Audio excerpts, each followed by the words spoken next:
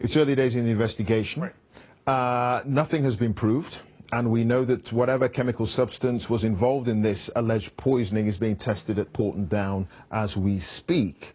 But the point that Olga Ivshina made at Salisbury was that if you join the FSB, if you join the Russian security services and you become a traitor, that's it. Well, that does seem to be the expectation, right? That hasn't stopped a number of people from doing what Skripal and others and Litvinenko have done in terms of switching sides and becoming double agents and that sort of thing.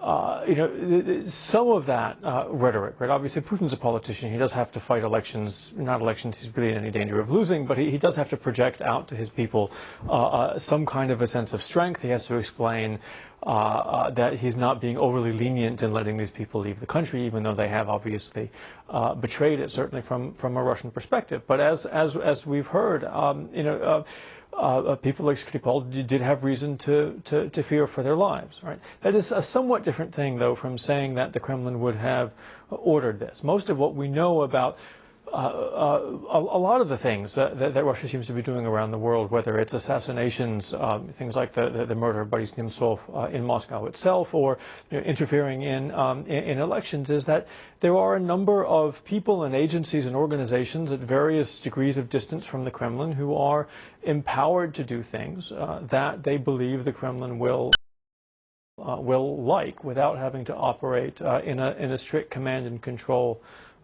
environment, right? So the Kremlin is able to maintain a large degree of plausible deniability and make sure that whatever evidentiary trail is turned up doesn't lead clearly and directly back to the Russian leadership. All right, so that's interesting. This could be a hit, possibly, you're suggesting, but not necessarily on the direct orders of the Kremlin. Well, I mean, it is very hard to see. And I mean, look, there's going to be a lot of things going on. We don't know what Mr. Skripal has been up to since he's been in the UK. He's kept a fairly low profile, right?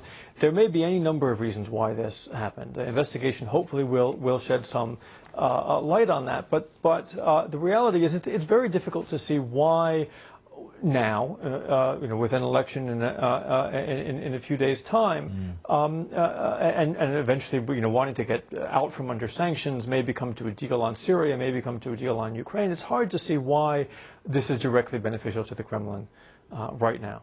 Okay. Dr. Samuel Greene from King's College London. Thanks for joining us. Thank you.